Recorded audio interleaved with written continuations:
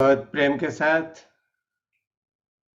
आप सभी का इस परिचयात्मक कार्यक्रम में हृदय से स्वागत है। मेरा नाम ब्रह्म प्रकाश गौड़ है और इस कार्यक्रम में जिस व्याख्यान माला या लेक्चर सीरीज का हम इंट्रोडक्शन देने वाले हैं वो मैं ही कंडक्ट करने वाला हूँ। तो आप में से हर व्यक्ति का बहुत प्रेम से स्वागत।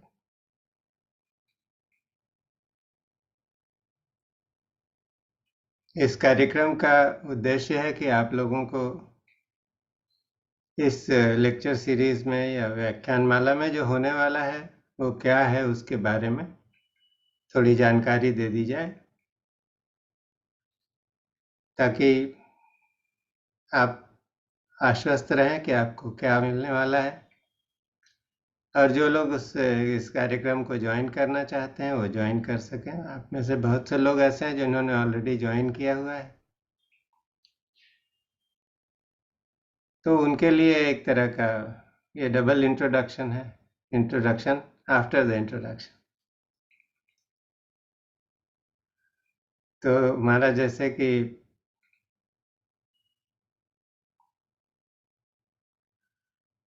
हमारा ट्रेडिशन है कि हम हर कार्यक्रम का आरंभ करते हैं गुरु वंदना से, और जब वो कार्यक्रम गुरु गीता के बारे में हो तो ये और भी आवश्यक है कि गुरु वंदना ही की जाए आरंभ में। तो आप सभी एक दो क्षण लेकर अपने अपनी श्वास प्रश्वास के प्रति सजग हो जाएं। देखें कि श्वास किस तरह अंदर आती है और प्रश्वास बाहर जाती है।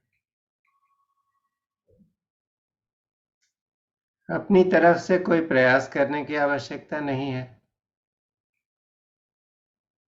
हम कुछ भी नहीं करें तो भी श्वास तो अंदर आती है और प्रश्वास बाहर जाती है। लेकिन हम जब कुछ नहीं करते हैं और अपने आप ही ये प्रक्रिया होती है तो एक अद्भुत घटना घटती है कि हमारे शरीर और मन के बीच में एक तारतम्य बन जाता है। दोनों एक बहुत ही सुखद अनुभूति में जाने लगते हैं या एक शांत अनुभूति में जाने लगते हैं। तो ये जो शांति का स्थान है अपने अंदर, यही सबसे अच्छा है कि यहाँ से कोई वंदना की जाए।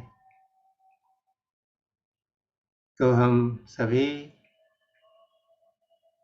अपने अपने इष्ट को, जो आपके देवता हैं या कोई गुरु हैं, उनका स्मरण करें और उनके चरणों में ये गुरु वंदना के पुष्प हम चढ़ाते हैं।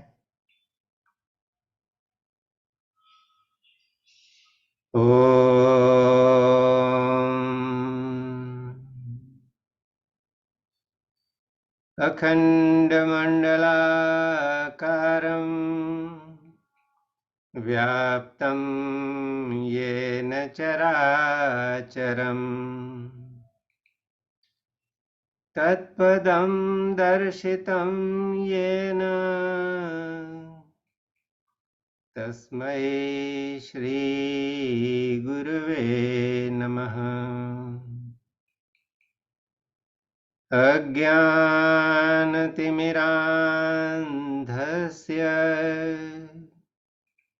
ज्ञानाञ्जनशलाकया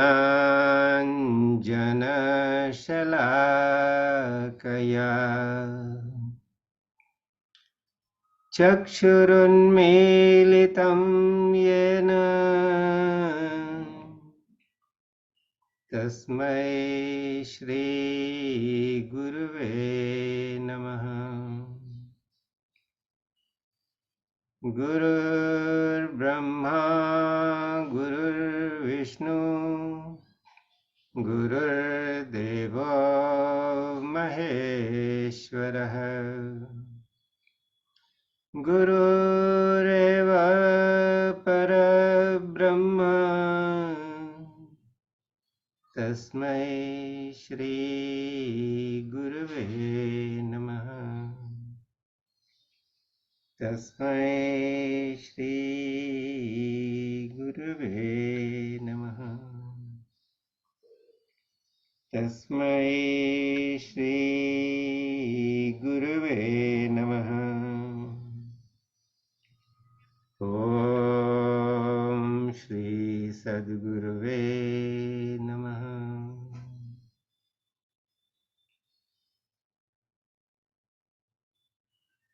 इस जगत में अस्तित्व के किसी भी स्तर पर जो भी महान आत्माएं हैं, गुरु हैं, वो किसी भी परंपरा के हों, किसी भी संस्कृति के हों, सभी को बहुत बहुत आदर से प्रणाम है, क्योंकि उनकी कृपा से ही इस जगत में जो कुछ शुभ है और जो जीवात्माओं के उन्नति के लिए, उनके उत्थान के लिए आवश्यक है, वह सब अवतरित हुआ है। इसलिए ऐसे श्री गुरु को बहुत बहुत प्रेम के साथ नमस्कार और प्रणाम है।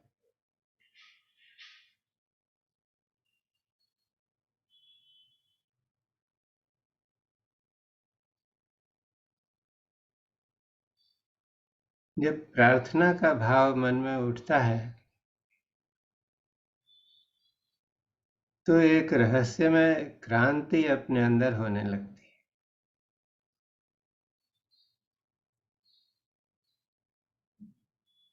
कुछ तो आमूल चूल बदल जाता है और उसको आप सभी ने अभी अनुभव किया होगा जब मैं ये गुरु वंदना कर रहा था।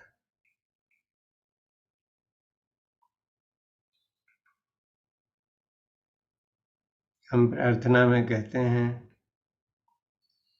गुरुर्ब्रह्मा गुरुर्विष्णु गुरुर्देवो महेश्वरः गुरुरेव परब्रह्म तस्मै श्री गुरुवे नमः।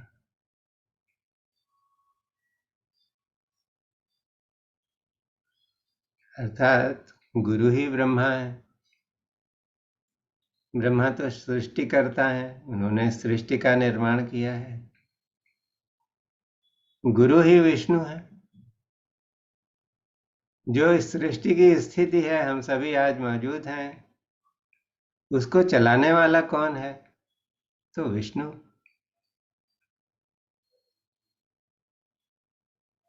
गुरुर्देवो महेश्वर, और गुरु ही शिव है।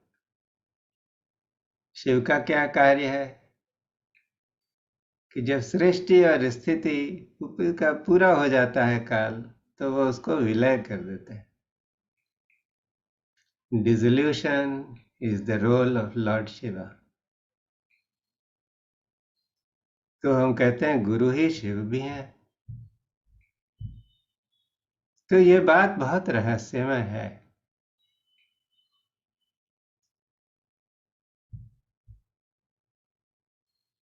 क्योंकि जब सृष्टि हुई तो ईश्वर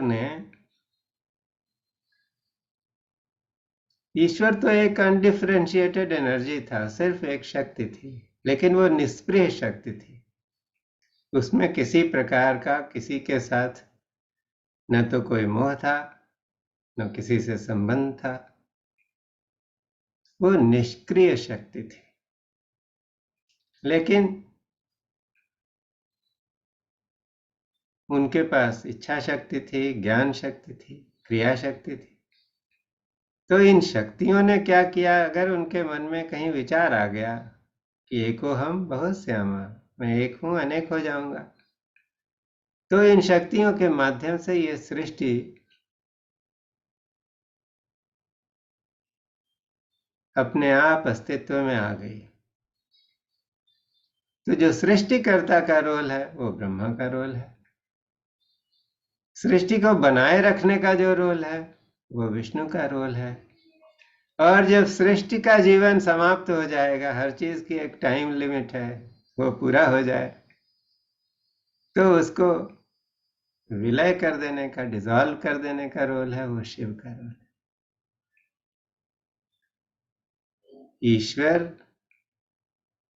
अपनी सृष्टि से अभिन्न है। ईश्वर है तभी यह सृष्टि बनी, और ईश्वर ही सृष्टि है। हमारे शास्त्रों में कहा गया है यथा पिंडे तथा ब्रह्मांडे, कि पिंड में जो कुछ है, भगवान का जो रूप है वही ब्रह्मांड में ही है। लेकिन हमको, जब हम ब्रह्मांड को देखते हैं, दूसरों को देखते हैं, इस जगत में जो नाना प्रकार के रूप और गुण वाली वस्तुएं हैं उनको देखते हैं, तो हमको ईश्वर नहीं दिखता। ईश्वर ही वह सब कुछ बना है, लेकिन ईश्वर तो दिखता नहीं। तो ऐसा क्यों है? यह माया के कारण है। माया शक्ति जो है उसने ऐसा आवरण डाल रखा है हम सब लोगों के ऊपर, ऐसा पर्दा डाल रखा है कि हमें यह द्वंद्वात्मक जगत, या जिसका रूप गुण संपन्न जगत तो दिखता है, लेकिन उसके पीछे जो ईश्वर है वो दिखता नहीं। तो कहते हैं कि ईश्वर ने अपने आप को हर व्यक्ति, हर वस्तु, हर स्थिति के अंतर्मन में छिपा दिया है, इसलिए वो उजागर नहीं होता और हमारी दृष्टि वहां तक जाती नहीं,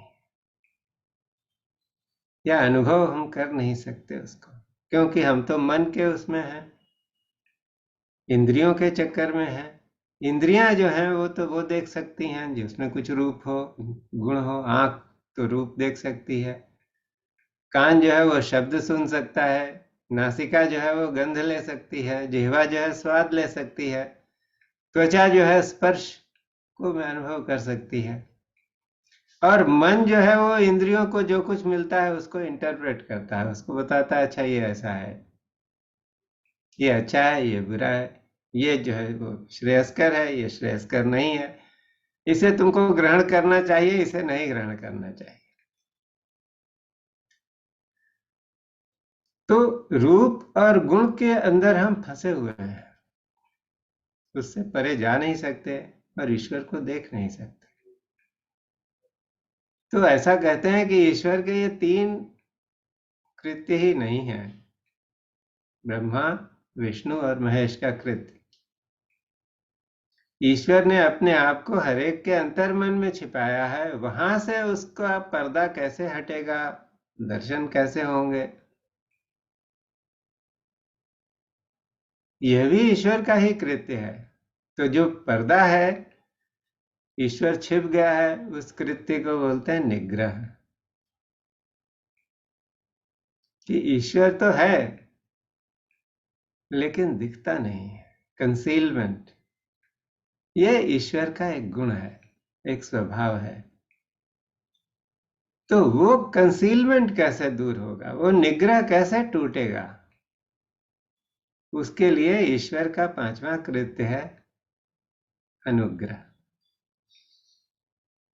ईश्वर स्वयं वो काम नहीं करता है, वो काम उसने डेलीगेट कर दिया है, दूसरे को दे रखा है। तो किसको दे रखा है?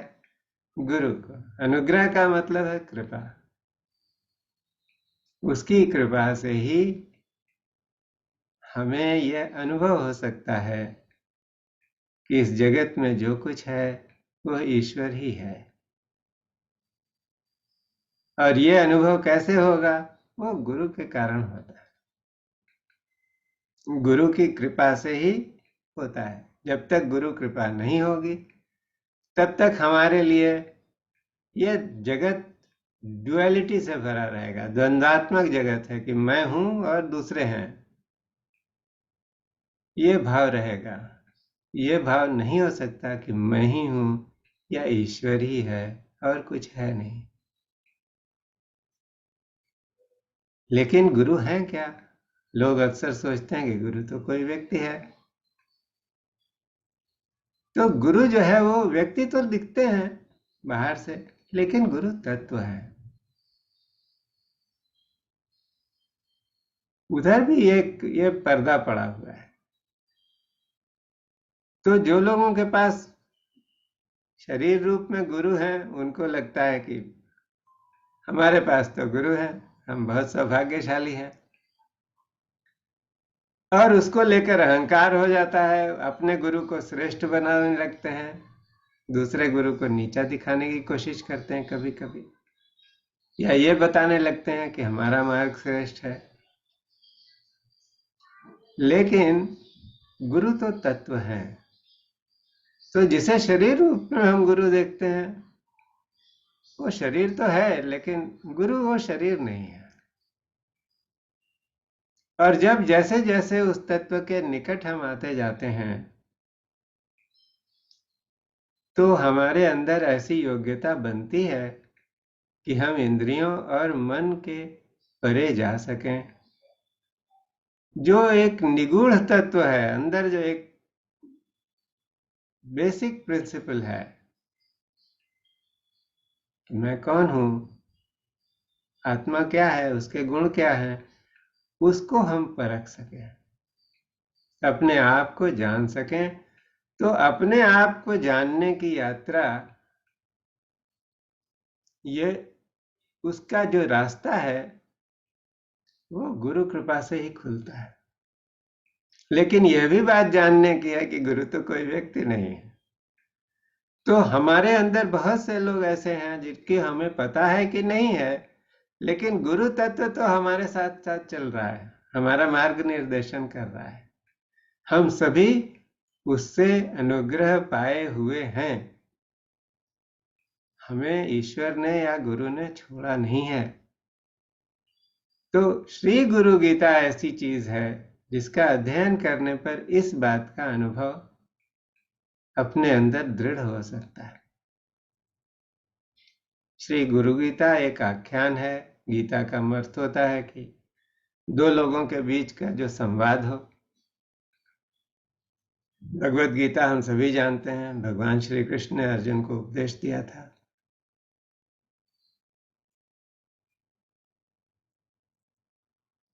और भी बहुत सी गीताएं हैं। तो उनमें से एक गीता है श्री गुरु गीता। और श्री गुरु गीता की भूमिका यह है कि देवी पार्वती भगवान शंकर से प्रश्न करती हैं कि भगवान ये बताइए कि ईश्वर प्राप्ति के, भगवत प्राप्ति के लिए कौन सा उपाय है। तो भगवान कहते हैं कि बहुत सारे उपाय हैं, वेद हैं, शास्त्र हैं, पुराण हैं, इतिहास है, बहुत सारे तंत्र है, मंत्र है। लेकिन इन उपायों में ऐसा हो सकता है कि आप भटक जाओ। इसलिए एक जो सबसे सरल उपाय है और सबसे सटीक उपाय है वो है गुरु। और तब भगवान अपने उपदेश में देवी पार्वती को गुरु की महत्ता बताते हैं। गुरु कौन है, गुरु क्या है, उनको कैसे पा सकते हैं, उनके साथ संपर्क होने पर हमारे अंदर क्या क्रांति घटती है, क्या हो सकता है। इन सारी चीजों का विज्ञान है गुरु गीता।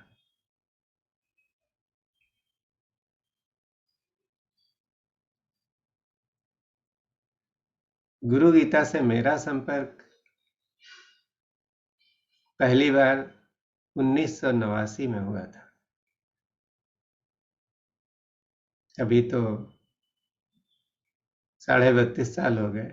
दिसंबर 1989 में पहली बार मैं शरीर रूप में अपने गुरु से मिला था, गुरुमाई स्वामी चिदविलासानंद से। और उसके कुछ ही दिनों बाद जाकर आश्रम में एक बार रात में रहने का अवसर हुआ। तो वहां सुबह सुबह 5:30 बजे श्री गुरु गीता का पाठ होता है। मैंने थोड़ी बहुत संस्कृत पढ़ी थी हाई स्कूल में, जितना लोग पढ़ लेते हैं, तो कुछ आता नहीं था। कुछ रट वट करके अच्छे नंबर मिल गए,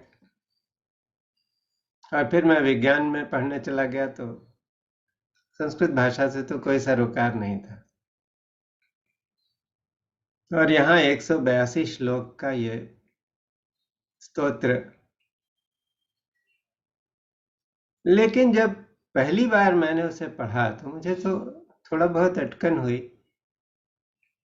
लेकिन अंदर से जैसे कोई दिल गवाही देता है कि ये तो बहुत चिर परिचित चीज है। और इतने सुंदर ढंग से वहां लोग गा रहे थे उसको। आधे भारतीय थे, आधे लोग तो विदेशी थे। बहुत आश्चर्य हुआ कि विदेशी लोग इतना बढ़िया संस्कृत के स्तोत्र का पाठ कर रहे हैं। लेकिन वो सुबह जो वहां गुजरी आश्रम में, तो गुरु गीता मेरे मन में बस गई।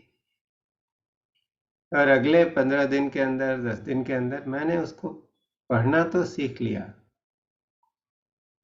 लेकिन आश्रम में तो गाते थे उसको, उसका एक मीटर था, उस तेजी से गाते थे।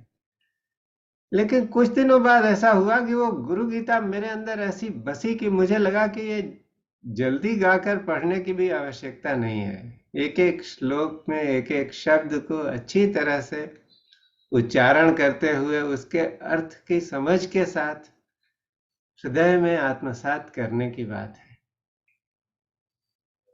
तो अपने आप ही जो मैं उसको गाता था पहले, उसका ढंग बदल गया।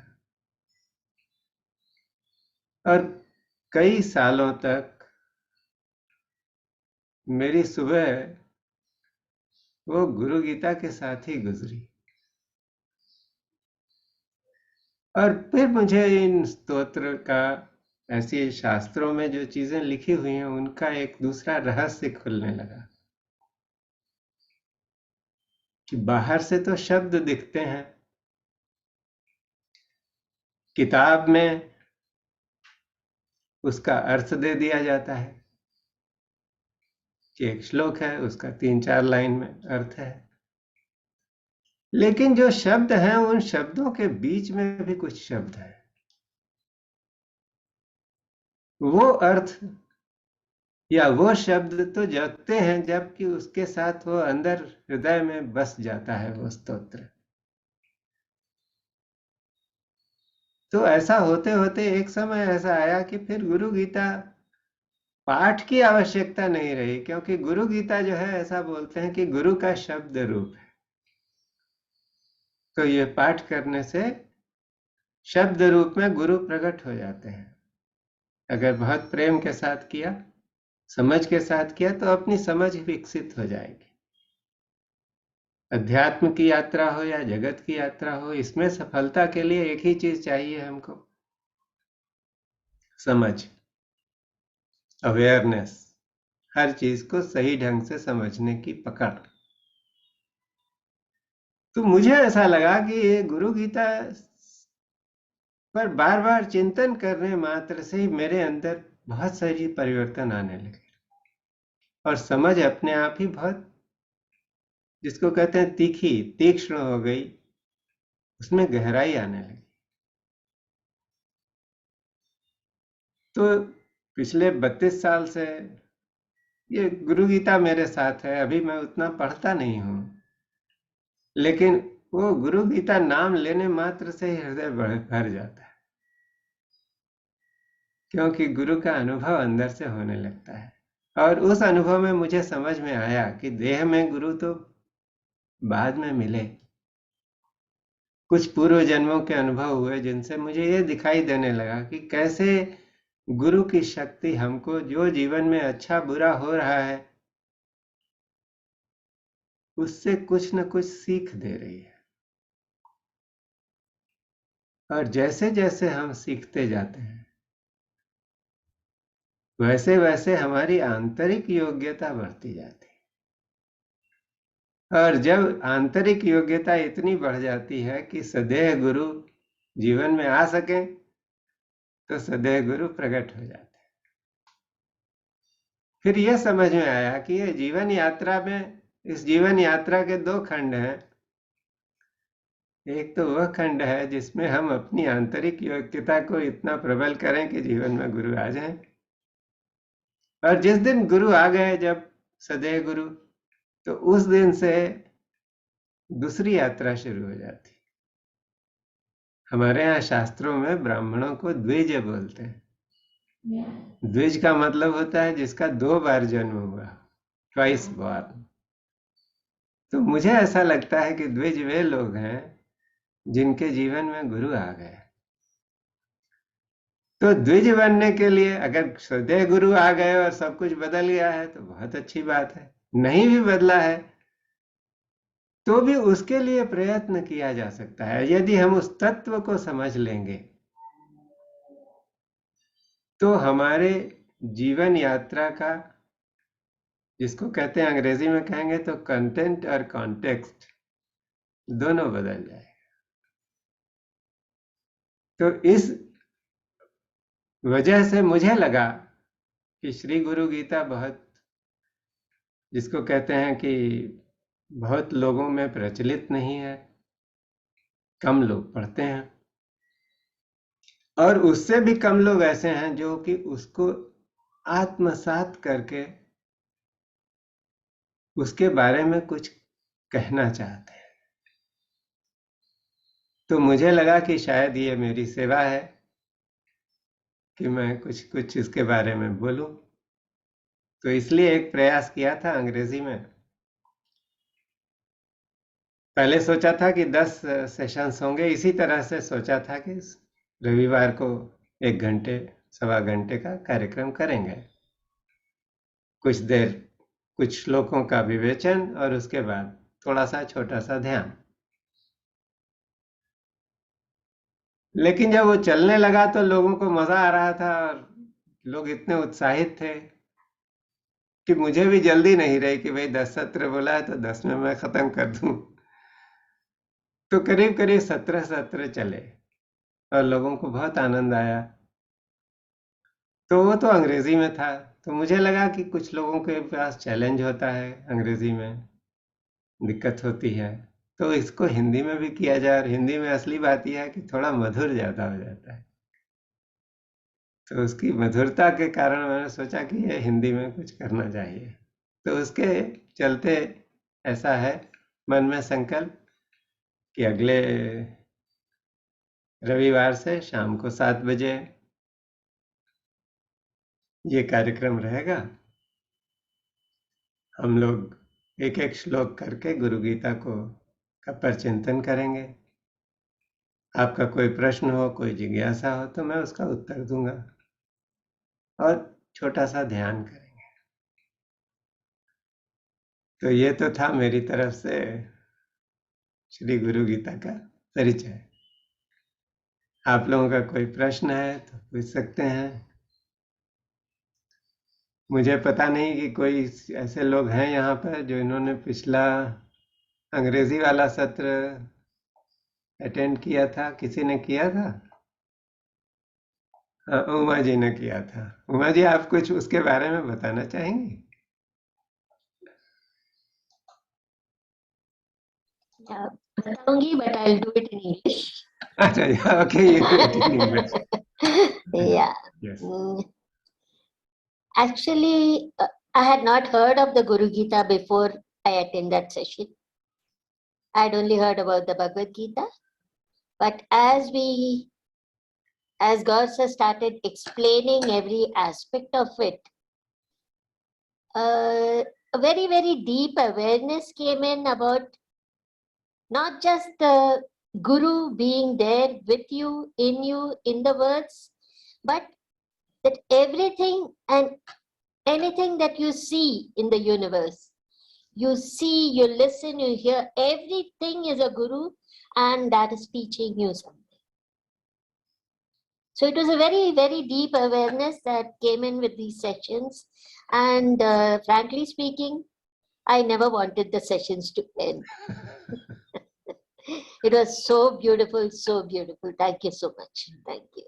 Thank you Uma ji. Actually हम लोगों ने ऐसा किया है कि वो सेशन तो खत्म हो गया और अभी भी हम लोग हर संडे को 1 घंटे के लिए मिलते हैं, जिसमें कि जिन लोगों को गुरु गीता पाठ करने में कोई दिक्कत है तो उसको हम एक प्रयास कर रहे हैं कि वो सब लोग उसका सही उच्चारण करना सीख सकें और उसको गा सकें या अच्छी तरह से पढ़ सकें। तो ये आनंद का एक मार्ग है, जो गुरु गीता जो है आनंद का मार्ग है। तो आनंद के भाव से ही सब कुछ हो रहा है। Thank you Kumar ji, thank you so much.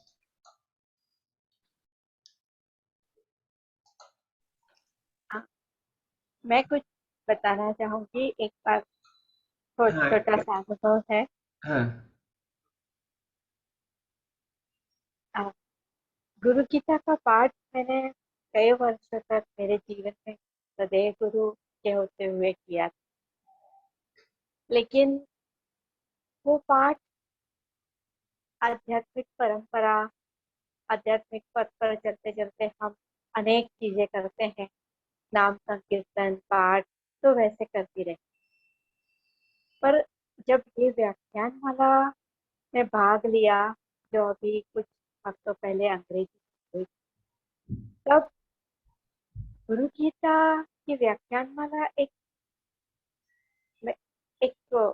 Intellectual नहीं था, वो एक अनुभव था। वो हृदय में ऐसे बस गया कि वो उसका एक एक श्लोक जीवंत होने लगा और अनुभव होने लगा। जैसे कि हमने सुना होता है कि शक्कर का स्वाद मीठा होता है, लेकिन वो जब खाते हैं और लगता है, वो अनुभव मैंने किया ये व्याख्यान माला के दरमियान।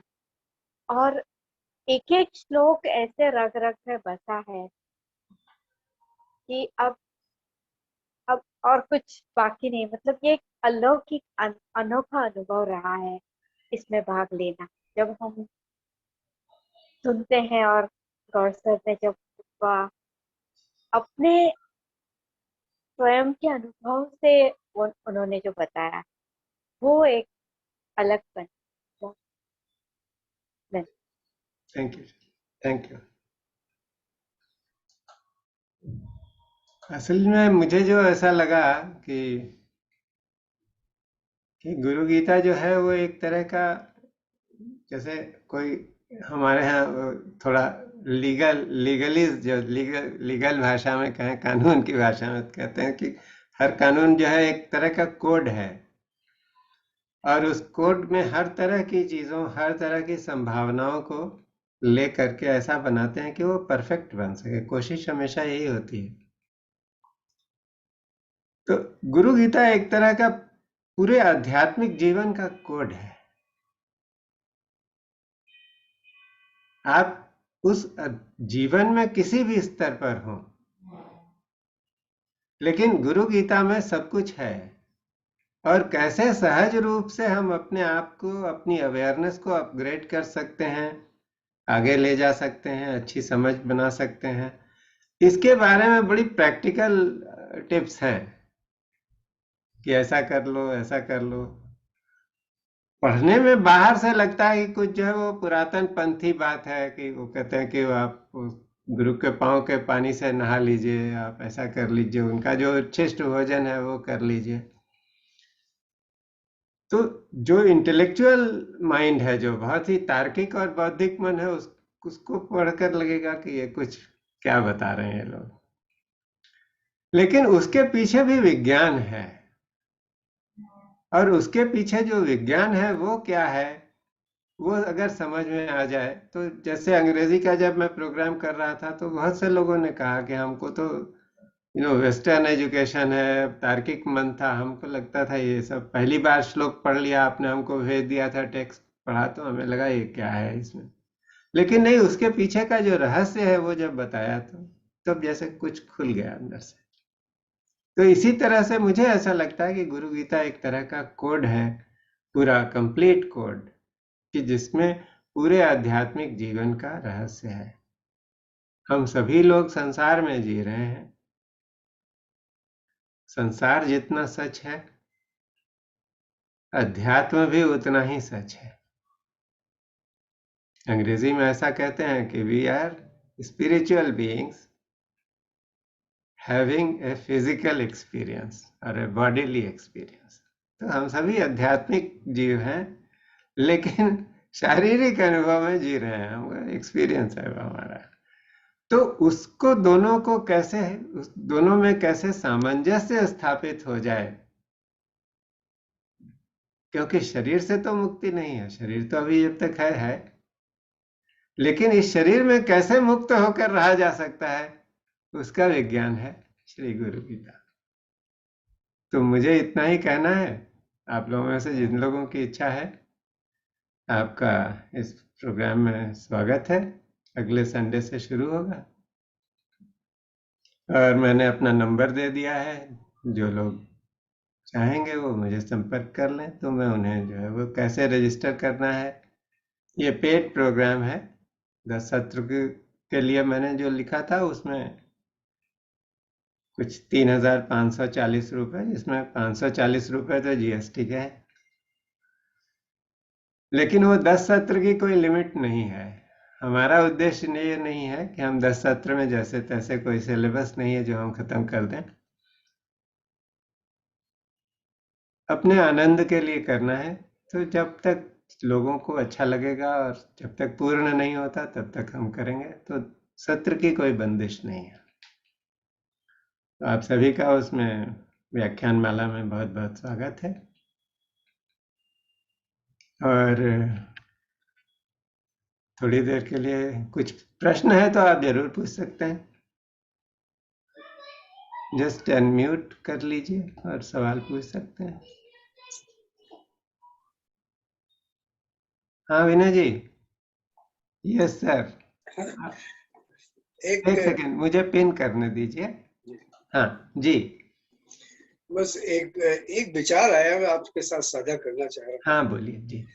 देखिए, जीवन में चाहे वो आध्यात्मिक हो या सांसारिक जीवन हो, जब आदमी धरती पे आता है तो उसके मन को दिशा देने वाले, मन से एक सारे काम होते हैं, मन को दिशा देने वाला जो भी है, जो भी शक्ति है, वही गुरु का रूप आ जाती है। कभी माँ सबसे पहली गुरु है, वो बताती है आपको करना क्या है, कैसे चलना है। विचारों की श्रृंखला जो है शुरू होती है माँ के विचारों से शुरू होती है। वो जिस तरह से फीड करेगी वो उसके बाद आगे बढ़े। पिता क्या हो गया, पिता गुरु हो गया। उसके बाद आगे बढ़े, मित्र गुरु हो गए, फिर शिक्षक गुरु हो गए। तो जो मन को एक दिशा दे वो गुरु है। अगर ये है तो ये तो संसारिक रूप में भी हो गया। अगर अच्छे गुरु मिल गए तो अच्छे रास्ते पे चले गए, बुरे गुरु मिल गए तो बुरे रास्ते पे चले गए। तो मुझे लगता है कि गुरु जो है चारों तरफ बिखरा हुआ। आपका अगला कदम क्या पड़ेगा, वो मन एक गुरु की शक्ति से ही आपको उद्वेलित करता है। क्या मैं सही सोच रहा हूँ? नहीं, बहुत सुंदर है बात, क्योंकि गुरु गीता में ऐसा कहा गया है कि माता पिता कुलम देवी गुरुरेव न संशय। लेकिन मैं आपसे इस बात में नहीं एग्री करता हूं कि अच्छा गुरु और बुरा गुरु, क्योंकि इस जगत की यात्रा ऐसी है कि हम अपने अनुभवों से ही सीखते हैं। जी। तो जिसे हम बुरा गुरु समझते हैं वो कोई बुरा गुरु होता नहीं। कुछ कठिन अनुभव होते हैं और कुछ सुखद अनुभव होते हैं। बहुत सुखद अनुभव होंगे तो आदमी को अच्छा लगता है, लेकिन वो सुखद अनुभव अपने आप में बंधन ही है, क्योंकि हो सकता है उससे अहंकार की वृद्धि हो जाए। बिल्कुल सही बात। तो सुखद अनुभव हो जाना, अच्छा गुरु मिला, उसने अच्छी चीज पकड़ा दी, अच्छी डिग्री मिली, अच्छी नौकरी मिली, अच्छी बीवी मिली, अच्छा बेटा मिल गया, ये सुखद अनुभव है जगत में। लेकिन इस अनुभव से कहीं हमारा अहंकार तो नहीं हो गया, क्योंकि हमारे अंदर ऐसा हो जाता है कि जो कुछ अच्छा है वो तो हम उस पर ओनरशिप तुरंत क्लेम कर लेते हैं कि हमने पाया है। जो हमें तकलीफ देने आ जाता है उसको हम दूसरे पर ब्लेम करने लगते हैं कि फला आदमी बदमाश था, उसने हमको धोखा दे दिया, फला गुरुजी ऐसे थे, उन्होंने हमको तंत्र मंत्र में लगा दिया, हमारा नुकसान हो गया। बात ऐसी नहीं है। बात यह है कि हर चीज, हर घटना जीवन में कुछ सिखाने के लिए आई है। तो क्या हमारे अंदर शिष्यत्व का भाव है? यदि शिष्य भाव है तो अच्छा हो रहा है, वह भी एक अनुभव है। उसमें हम देखेंगे क्या चीज इसमें सीखने के लिए है, कहाँ से मिला है ये। और जो तकलीफदेह अनुभव हो गया, उसमें भी हम वो सही देखेंगे कि ये हमको क्या सिखाने के लिए आया है। तो गुरु हमेशा ही अच्छा है, वो अच्छा और बुरा गुरु नहीं है। ये हमारी अपनी अंतर स्थिति पर है कि जो कुछ भी आया है जीवन में, उसको हम कैसे लेते हैं और उससे कैसे सीखकर आगे बढ़ जाते हैं। और दूसरी बात ये जानने की है कि जो हमारी इस चेतना की यात्रा है, इसमें हमने नाना विध के, नाना प्रकार के लाइफ फॉर्म्स में हम रहे हैं। हो सकता है हम पत्थर रहे हो सकता है हम पेड़ रहे हो सकता है हम जंगली जानवर रहे हो सकता है मानव बन गए, मानव में भी हमने कुछ बहुत भी गलत कर्म किए होंगे, उनसे सीखा है। हर एक यात्रा में, हर अनुभव से कुछ सीखा है। तो उससे आज जो है ये स्थिति आ गई कि हम सब यहाँ पर श्री गुरु गीता का अमृत वचन सुनने के लिए योग्य हो गए। बिना योग्यता के नहीं आता। आप किसी और को बोलिए, नहीं आएगा कार्यक्रम। तो ऐसा है कि ये यात्रा है। इस यात्रा को पहचानने में जब हम देखेंगे तब हमको लगेगा कि वो जो ऐसे अनुभव आए थे जो गलत थे, वो भी अच्छे थे, क्योंकि हमने उससे कुछ सीखा। हाँ, परिष्कार हो गया हमारे अंदर, तो हम आगे निकल आए। तो उस जीवन की पूरे प्रवाह को गुरु तत्व के रूप में देखना कि गुरु तत्व किस तरह से कार्य कर रहा है। क्योंकि जब मुझे अपने कुछ पूर्व जन्मों का पता लगा तो बहुत से जघन्य काम किए हैं मैंने। हाँ, लेकिन उनसे सीखा। जो गलत काम होता है उसका परिणाम भी ऐसे दुष्कर होता है। सही बात। तो जो परिणाम दुष्कर होगा उससे हम कुछ सीख लेते हैं, तो फिर दोबारा वो नहीं करेंगे। तो हमारी अवेयरनेस का अपग्रेडेशन हो गया। तो इसीलिए ऐसा बोलते हैं कि every saint has a past and every sinner has a future.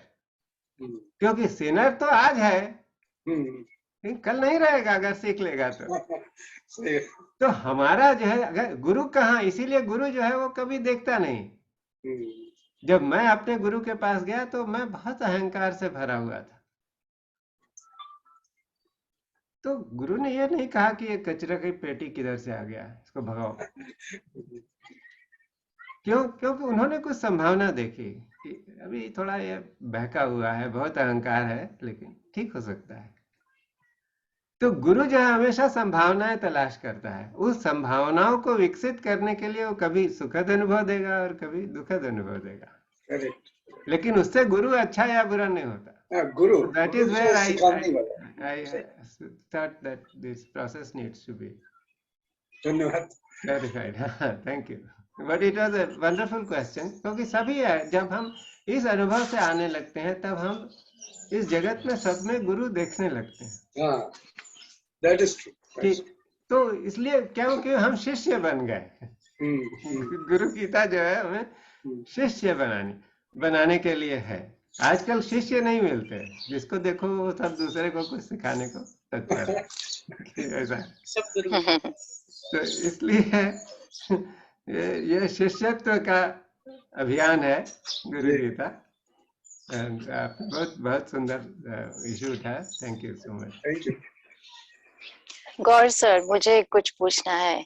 मैं शिल्पा बोल रही हूँ। बोलिए। Where are you? I don't see you. I yes, am here. Yeah. yeah. हाँ, तो मुझे ये पूछना था कि ये ऐसे लग रहा है कि ये ऐसे लेक्चर सीरीज होने वाला है ना? जी जी। एक लेक्चर सीरीज है, तो उसके लिए ऐसे other than lecture series what we have to do basically, कुछ पढ़ना है जैसे आप बोल रहे थे, श्लोक है नहीं, उसका या you just bring yourself to the okay session. ऐसा ओके है, अगर आप यूएस में हो, आपका टाइमिंग अलग है, किसी दिन नहीं होता है, तो वो हम लोगों ने ऐसा सोचा है कि हम रिकॉर्डिंग करते ही हैं, उस रिकॉर्डिंग को हम अवेलेबल कर देंगे, और जितने लोग इस कोर्स में रहेंगे उन सब के लिए वो रिकॉर्डिंग्स उनकी पर्सनल संपत्ति है, उनको सबको मिल जाएगी, तो वो डाउनलोड कर सकते हैं. It is not like the sound healing where I say कि you don't, please don't download. This will be something which you can download. It is your personal property. You can refer it and go through it as and when you like. Okay okay, उतना Because ही पूछना था. ultimately, see, there is no, हाँ, इसमें बहुत ज्यादा कुछ सीखने का या जानने का इस लिहाज से नहीं है कि कुछ पढ़ करके, ये कोई ऐसा कोर्स नहीं है जहां हमको मार्क्स मिलने हैं. या यहाँ पर क्या है, ये दिल की बात है, तो अगर अंदर कुछ ट्वीकिंग हो गई, कुछ परिवर्तन हो गया, अवेयरनेस अपग्रेड हो गई, तो then purpose is served. Okay And okay, हाँ उतना ही the result पूछना था. will be visible outside. So या if there is a change within, then somebody will say, "Oh, Shilpa, you have changed. I have noticed that you are a different person." I हाँ would like to yes say one okay sentence, Okay. Thank you. especially to Shilpa. I would like to say one sentence. Just a minute.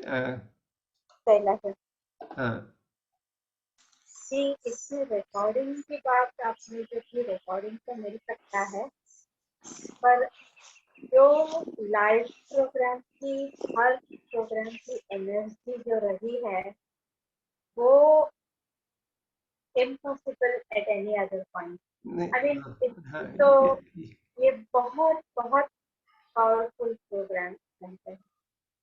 नहीं, ये बात सच है, क्योंकि मुझे इस बात का, ये गुरु गीता के लिए प्रोग्राम करते वक्त ही ये अनुभव हुआ कि है तो ये टेक्स्ट है, उसका आलेख है, उसको हम पढ़ते हैं, उसका कुछ अर्थ बताते हैं, लेकिन अक्सर होता है कभी कोई प्रोग्राम करना हो तो लोग कुछ लिख लेते हैं, कुछ पॉइंट्स बनाते हैं, कुछ करते हैं, लेकिन इस पूरे दौरान मुझे ये अनुभव हुआ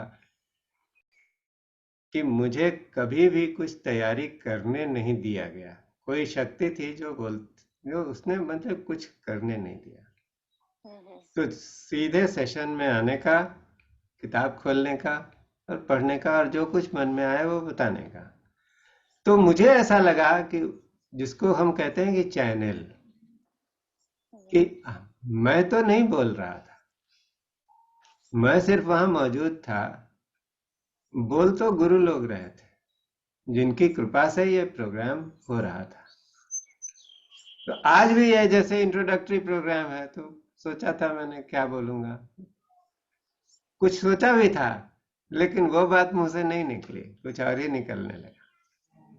तो it is a guided, it's a kind of a channelised programme, जहां पर कि मैं सिर्फ एक इंस्ट्रूमेंट हूँ, उसका इस्तेमाल कोई और करेगा, गुरु लोग करेंगे, तो जिसको भाग लेना होगा उनको इस बात का अनुभव होगा. और लाइव सेशन में वो पावर ज़्यादा होती है, जो शैला जी ने कहा वो सच है, लेकिन हमें इस बात का भी ध्यान रखना है कि बहुत से लोग हैं, उनके अपने किसी दिन कमिटमेंट्स आ जाते हैं, ऐसा संभव नहीं है कि उस दिन वो प्रोग्राम अटेंड कर सकें, तो इसलिए उनके लिए मैंने रखा है कि एक ये व्यवस्था रहेगी कि हम दे देंगे उनको रिकॉर्डिंग. और दूसरी बात इस भी कि जो लोग लाइव सेशन में भी आते हैं, उनको भी कभी कभी लगता है कि हम फिर से रेफर करें. जैसे हमारे पिछले प्रोग्राम में थी वत्सला सुब्रमणी, तो उन्होंने वो सारी रिकॉर्डिंग्स बार बार देखी हैं, क्योंकि उनको लगा कि बार बार देखने में बहुत मजा आता है. तो जिसको जो इच्छा है वो कर सकते हैं, ऐसी कोई दिक्कत नहीं है. हाँ Uma ji. I would like to say that this is especially to Shilpa, that don't ever feel that what if I will miss it. Because what I found that heaven takes care of it and all your appointments will get rescheduled in such a way that you are there for the session live. See, Things Shilpa. just happen. It just happens. Shilpa, Umaji is a master teacher of soul healing. If you have a challenge, you can get in touch with her. She will give you a blessing and you will be able to attend the sessions. You don't feel what such a long commitment, can I do it? Just remove that doubt. It will just No, flow no. in. it's about even like beyond these sessions, right? ये lecture खत्म हो गए शायद, like whatever, like 15 sessions they got over, then you need to have that impact on you forever, right? You would like to have that forever, which will kind of guide you, which will make you aware and all that. So मुझे यही पूछना था कि उसके लिए कुछ करना है क्या? Because right now, like पता नहीं कितना मैं time commitment दे पाऊंगी कि everyday कुछ पढ़ना है, everyday कुछ सुनना है, everyday कुछ करना है to keep, because spirituality is like you have to practice it every day. It's just like eating food for body. It is like eating food for soul. Is that something like that? I don't know. Maybe I'm totally on a wrong page. No, you're not on the wrong page. It becomes you. Once you attend these sessions, you will feel the physical and spiritual you have joined together as one. Okay? So have no hesitation. Okay. Okay. ये किसी ने मुझे पिछले session में भी मैंने शायद share किया था, किसी ने बोला था कि देखो संसार जो है वो अंधा है, क्योंकि संसार जो है वो चीज़ों को बहुत क्लियरली देख नहीं सकता।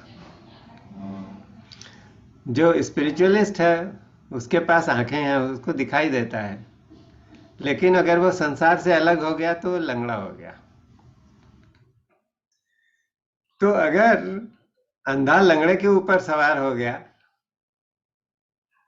तो दोनों का सत्यानाश। लेकिन अगर लंगड़ा अंधे के ऊपर सवार हो गया तो वो कंप्लीट हो जाते हैं। तो इसलिए संसार और अध्यात्म अलग नहीं है, दोनों एक दूसरे के पूरक हैं और एक ही साथ चलते हैं।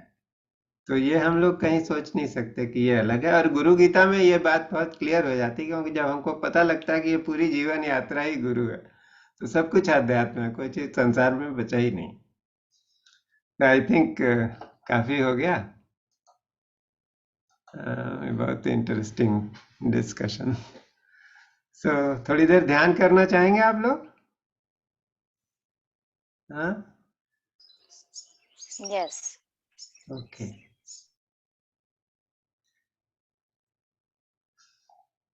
सो जस्ट अपने आप को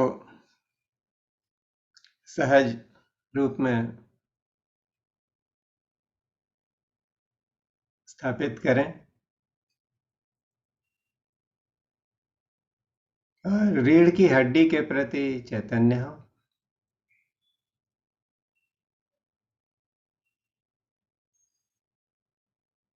ऐसा महसूस करें कि रीढ़ की हड्डी अपने आप ही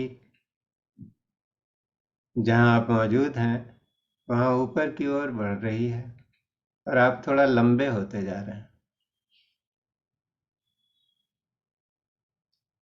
और जब हम ऐसा सोचते हैं तो वाकई वो जैसे रीढ़ की हड्डी अपने आप थोड़ा ऊपर बढ़ती है और उसके साथ ही पूरे शरीर में एक नया अलाइनमेंट होता है। सब कुछ बहुत संतुलित हो जाता है एक पर एक। अपने कंधों को थोड़ा सा पीछे रोल बैक होते हुए महसूस करें ताकि आपकी जो छाती है वो थोड़ा और खुल जाए, जिससे श्वास को अंदर आने का और प्रश्वास को बाहर जाने का और स्थान मिले।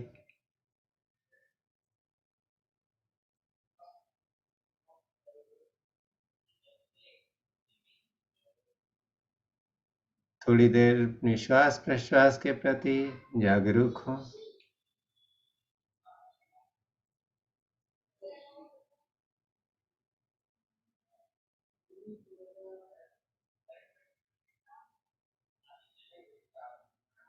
सहज भाव से जो भी श्वास प्रश्वास हो रही हो उसको देखें।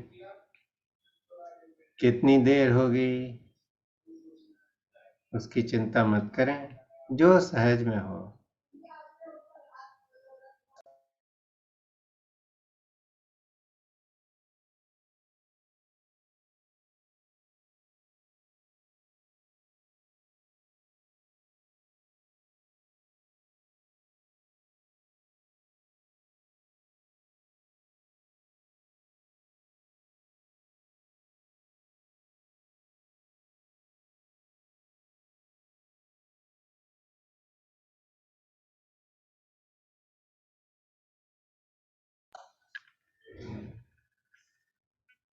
अपनी चेतना को अंदर जाते हुए, अंदर उतरते हुए महसूस करें।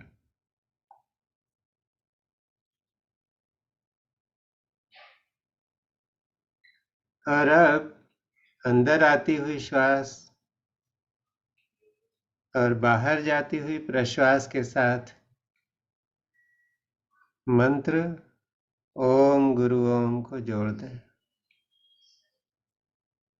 तो अंदर आती हुई श्वास के साथ बोलें मन में ओम गुरु ओम, और बाहर जाती हुई प्रश्वास के साथ मन ही मन बोलें ओम गुरु ओम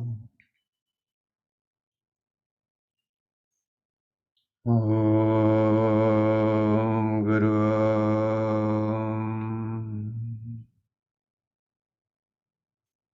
ओम गुरु ओम गुरु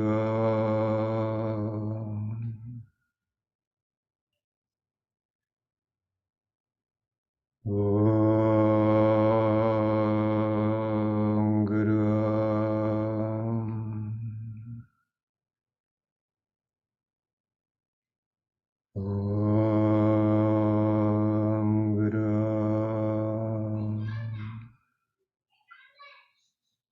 ओम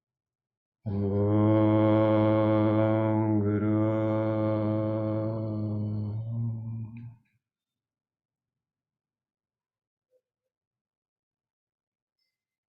ओम गुरु ओम गुरु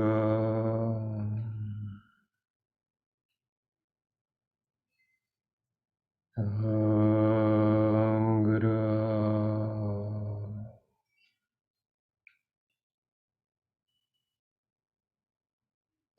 गुरु शब्द की महिमा परंपार है। गुरु में जो गु है वो अंधकार का प्रतीक है, और जो रूह है वह तेज का प्रकाश है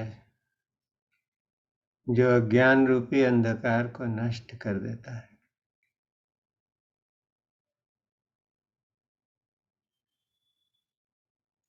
तो इस शब्द में, गुरु शब्द में जो अर्थ निहित है, छिपा हुआ है, उसको हृदय से महसूस करें।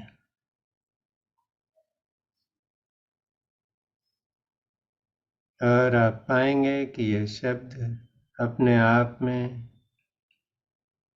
आपको अपनी ही चेतना की गहराई में ले जाने में पूरी तरह से सक्षम है।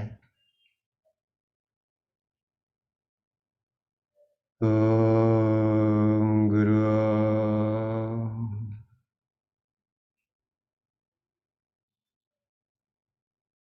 ओम गुरु ओम।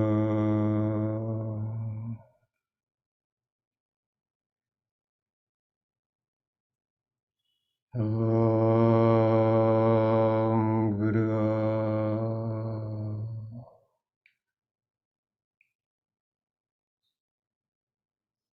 ओम गुरु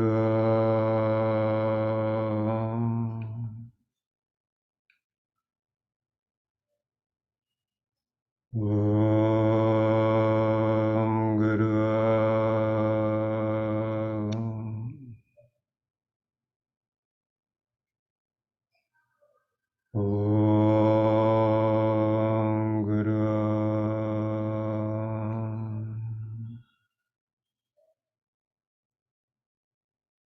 ॐ गुरु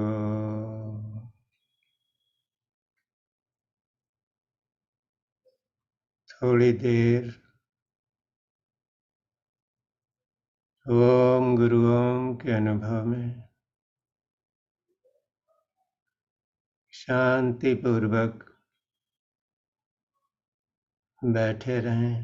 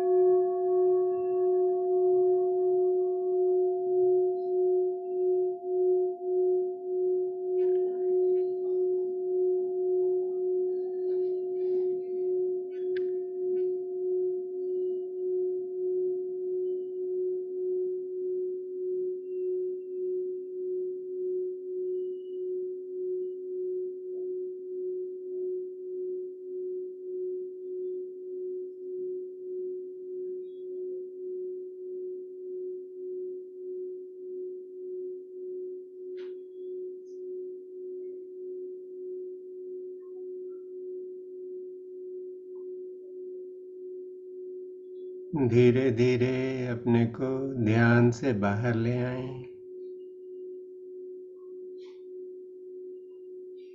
कुछ गहरी सांसें लें।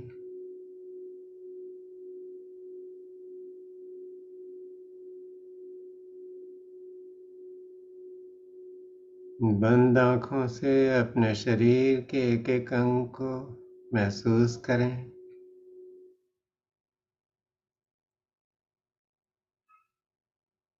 उसमें प्राण शक्ति का संचार होते हुए महसूस करें।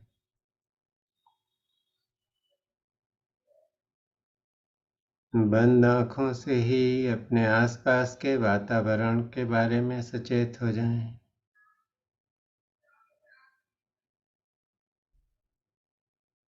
उधर कोई हलचल है, कोई आवाजें हैं, उनके प्रति चैतन्य हो।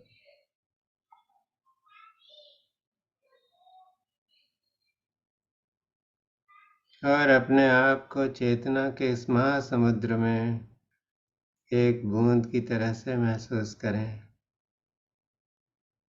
जहाँ अंदर जो है और जो बाहर है, दोनों के बीच में कोई भेद नहीं है।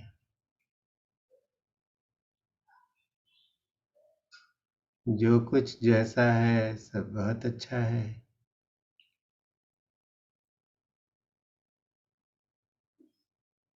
कुछ फेर बदल करने की गुंजाइश नहीं है।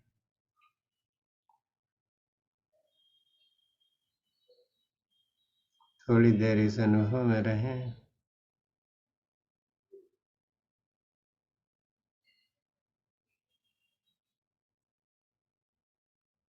और फिर धीरे धीरे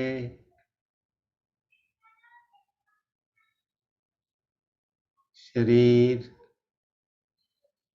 इंद्रियां और मन,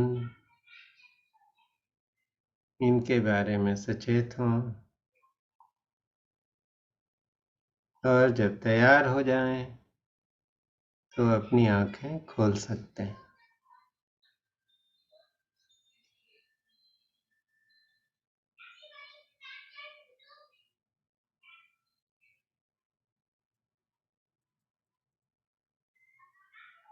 चाहे तो दोनों हाथों को एक दूसरे पर रगड़ सकते हैं। उनमें जो शक्ति पैदा हो रही है, उससे फिर दोनों हाथों पर, आंखों पर रख करके महसूस करें कि शक्ति का संचरण किधर हो रहा है। या तो हथेलियों से आपके अंदर हो रहा है, या अंदर से बाहर हथेलियों में हो रहा है। कुछ गहरी सांसें लें। और जब लगे कि जो कुछ भी एनर्जी का एक्सचेंज होना था वो हो गया, तो बहुत हल्के से अपने चेहरे को स्पर्श करें, जैसे आप अपने आप को पहली बार जीवन में स्पर्श कर रहे हैं, प्रेम के साथ। और फिर आंखें खोल सकते हैं।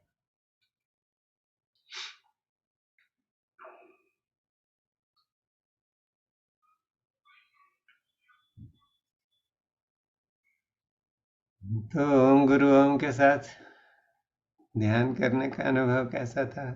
किसी को कुछ बोलना है? अच्छा था Meena ji? Okay, so thank you everyone. Guru Gita के बारे में हाँ कुछ बोल बहुत रहे अच्छा थे? अनुभव था। बहुत अच्छा गुरु था। गुरु थैंक यू, थैंक यू।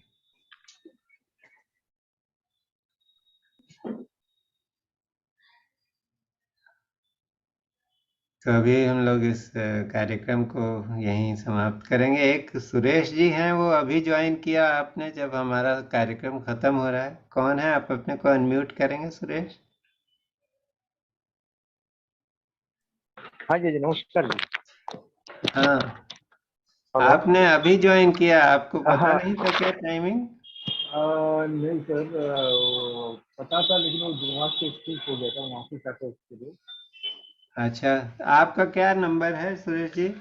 922 क्योंकि आप हमारी लिस्ट में नहीं हैं। 922 352 352 44 44 55। 55। हाँ जी। ठीक है, आपको मैं ग्रुप में डाल दूंगा, और ये वीडियो शायद YouTube पे जाएगा तो उसके लिंक शेयर कर दूंगा, जी धन्यवाद। आप देख सकते हैं। सो अब अभी किसी का कोई प्रश्न है तो पूछ सकते हैं, नहीं तो फिर हम क्लोज करेंगे।